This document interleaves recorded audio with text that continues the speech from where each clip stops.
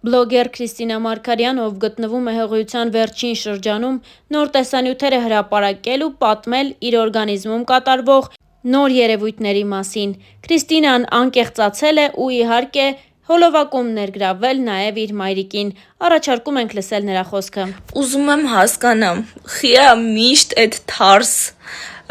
ցավերը, թարս բաները միշտ լինում այս 9 ամսվա ընթացքում։ Իդեալական իմ ատամների շարը, ոնց ասեմ, շատ առողջ են։ Խիա հենց այս ընթացքում ես տառապում եմ ատամիս ցավից, որ չգիտեմ, տրամադրություն չունեմ, ոչ մի բանի հավես չունեմ։ Չէ, ինձ հետաքրքիր է, խիա գալին այնց բաներ, որով որ չի կարելի թե ձեռք տալ, թե միջամտել հենց այս ընթացքում։ Ոնց դիմանամ, ասեք, խեղճ մաման ա տուժում, ոչ խոսում եմ հետը, ոչ մի բան։ Հեմա։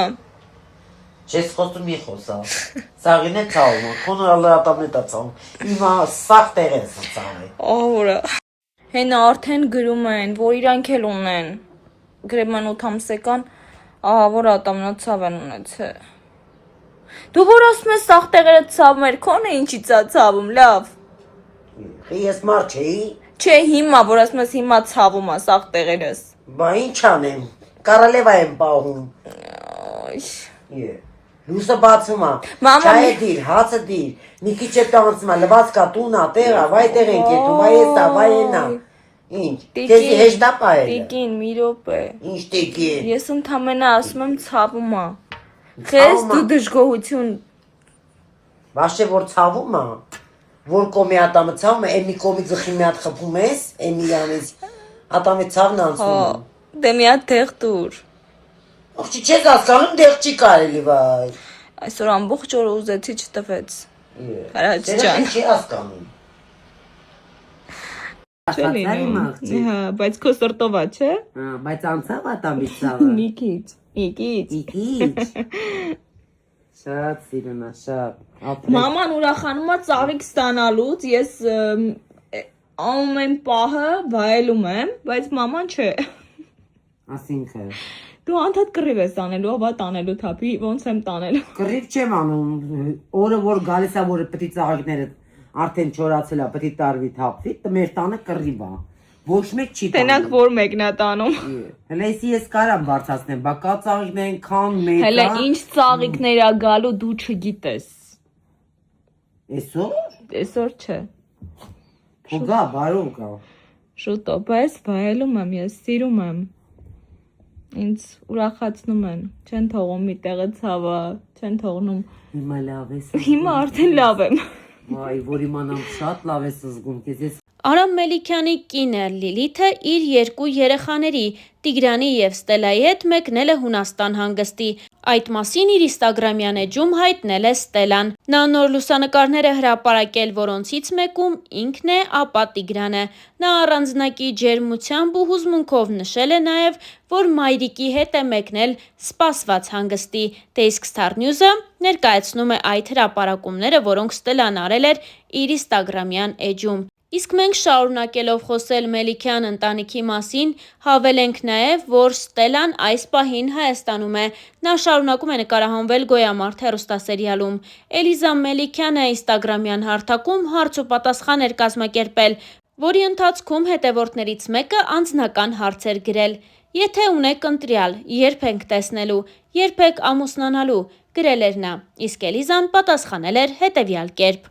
Եթե իմ կյանքում ինչ-որ բան փոխվի կամ լինի, վստահ եղեք, առաջինը դուք կիմանաք, նշել էր բլոգերը, որևէ հստակ պատասխան չտալով իր անձնական կյանքում տեղի ունեցող իրադարձությունների մասին։ Շոու-բիզնեսյան այլ նորությունների մասին խոսելով հարկ է նշել, որ երգիչ Էրիկն ու նրա կինը Սվետլանան մեկնել են հանգստի։ Սվետլանան իր ինստագրամյան էջում կիսվել է նոր լուսանկարներով, որոնք թարմությամբ ու կանացիությամբ են լցրել ինստագրամյան հարթակը։ Երգչի կինը իրոք որ միշտ առանձնանում է իր կանացի կերպարներով և յուրահատուկ ոճով։ Ներկայացնում ենք լուսանկարները։ Վերջին օրերի ընթացքում հայկական շոու-բիզնեսի մի շարք արտիստներ անդրադառնում են կանանց նկատմամբ տեղի ունեցած բռնություններին։ Լիլիթ Մուրադյանը բացառություն չէ։ Լսում ենք նրա խոսքը։ Ես ինձ խոստացել էի, որ այս թեմային չեմ անդրադառնա, բայց ոնց ասում են, значит любит, значит любил։ Մի քանի օր առաջ տեղի ունեցած դեպքը 20-ամյա աղջկա հետ ցնցեց բոլորիս։ Իսկ քանի հարյուրավորների մասին մենք չենք իմանում, որովհետև բանը չի հասնում մահվան։ Քանիսն են, որ ապրում են նույն մղձավանջում։ Ու ես այսօր ուզում եմ այս հարցին անդրադառնալ ավելի գլոբալ ու խոսել մեր մասին։ Ու ամենաշատը ինչը ինձ հունից հանում է, ուղղակի զայրացնում է, դա մյուս կանանց մեկնաբանություններն են առայն, որ կինը եթե չի սիրում, որ իր նկատմամբ բռնություն են գործադրում, ապա թող չդիմանա եւ գնա։ Իսկ եթե չի գնում, ուրեմն դա իրեն դուր է գալի։ Լուրջ եք ասում։ Ես դες մի հատ sense անդրթելի փաստ առաջ կբերեմ։ Շատերը ուղղակի չունեն տեղ գնալու։ Եվ ինչ ես խոսացի ընտանիքի մասին, որովհետեւ եթե կա խնդիր ու տվյալ աղջիկը չի կարողանում կիսվել իր մոր, հոր, եղբոր, քրոջ, ընկերների հետ, դա նշանակում է, որ ինքը առնվազն չունի սատարումը, նույն ինքը ասել է թե պատձերժկան իր հարազատների կողմից։ Ու ես աշխատել եմ նման կանանց հետ։ Ու այդ հարցի պատասխանը թե ինչի չես գնում, հետեւյալն է. ես վախենում եմ, մերոնք էլ ինձ ասում են ամուսնացել ես, ընտրել ես, մնա այնտեղ, որտեղ որ կաս։ Ես խնդրում եմ հարազատներին բոլորի ավելի adekvat վերաբերվել։ Եվ այո, ցանկացած իրավիճակում, ինչ էլ որ ուզում է լինի, աղջիկը երիտասարդ կինը միշտ պետքա զգա այդ սատարումը իր ընտանիքի անդամների կողմից։ Իսկ նման տղամարդկանց ես ասելու բան չունեմ։ Միայն կասեմ մի բան, որ մի մոռացեք, որ աշխարհում ապրում են միայն կանայք եւ իրենց երեխաները, եւ դուք էլ մեկ այլ կնոջ ծնած երեխան եք։ Մի քիչ արժանի եղեք տղամարդ կոչվելու։ Նույն թեմային ինստագրամյան հարթակում անդրադարձել է նաև Զարա Ղազարյանը։ Առաջարկում ենք լսել նաև բլոգերի խոսքը։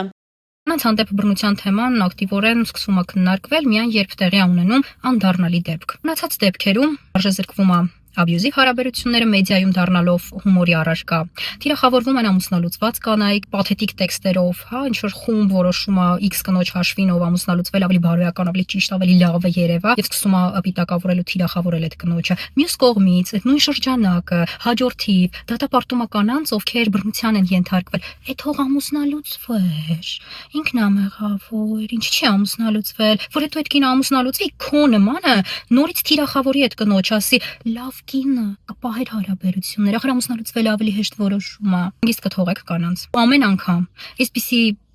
մտքեր գեներացնելով, ուղղակի հիշեք, որ բռնության մեջ մեղավոր է բռնարարը, այստեղ երկրորդ կարծիք լինել չի կարող։ Միջավայրի համար, որտեղ բռնարարը իրեն անպատժելի, ապահով ազգում, այդ դրա պատասխանատուն սոցիումն է։ Ամեն անգամ, երբ որ դուք թիրախավորում եք ամուսնալուծված կանանց առանց խորանալու դեպքերի մեջ, աշխարհում մի բռնարար տղամարդ իրեն ավելի ամուր ազգում ոտքերի վրա, ավելի ինքնավստահ ազգում, իսկ աշխարհում բռնության ենթարկվող, բռնության մեջ ապրող մի կին իրեն ավելի խոցելի ազգում։